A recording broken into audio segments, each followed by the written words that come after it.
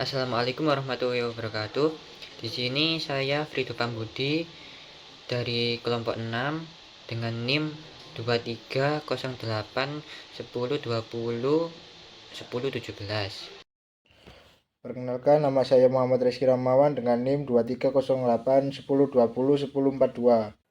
Assalamualaikum warahmatullahi wabarakatuh. Nama saya Arista Dwi Permata Putri dengan nomor NIM 2308102011126 akan mempresentasikan Tugas dari dosen kami yaitu Bapak Ketut Indraningrat selaku dosen pengampu mata kuliah pengantar bisnis. dengan judul Pemilihan Letak Perusahaan. Oke teman-teman, pembahasan yang pertama akan disampaikan oleh rekan kelompok saya.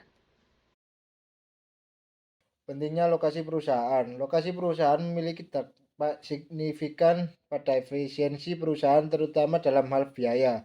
Faktor-faktor yang mempengaruhi biaya meliputi harga bahan mentah, tingkat upah buruh, pajak, tingkat bunga, biaya alat produksi, dan biaya jasa pihak ketiga. Selain itu, letak perusahaan juga berhubungan dengan hubungan lembaga lain seperti lembaga pemerintah dan lembaga keuangan.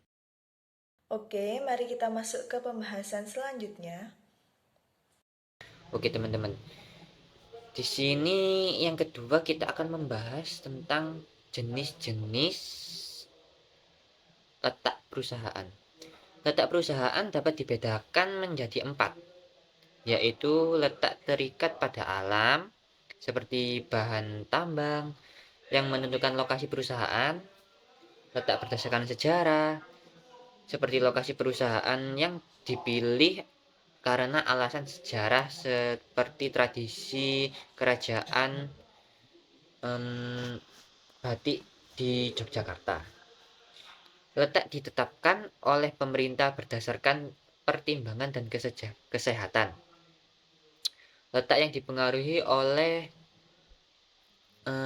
faktor-faktor ekonomi seperti ketersediaan bahan baku, pasar, tenaga kerja, energi, iklim, transportasi, dan modal. Cara penentuan letak perusahaan ada dua. Yang pertama adalah cara kualitatif, yaitu evaluasi faktor-faktor yang relevan untuk setiap lokasi seperti bahan baku, tenaga kerja, transportasi, tenaga listrik, dan pasar. Yang kedua adalah cara kuantitatif, yaitu menganalisis faktor-faktor secara kuantitatif dengan memberikan nilai pada masing-masing kriteria.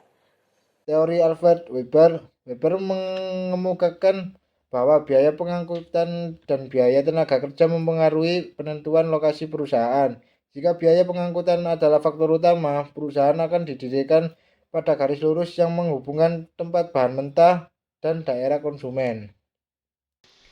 Oke, selanjutnya prosedur mendirikan perusahaan.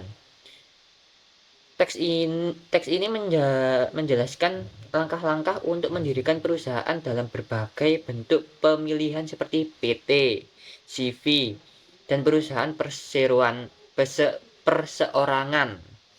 Ini mencakup persyaratan dokumen ya teman-teman ya, pengajuan izin, dan langkah-langkah administrasi lainnya.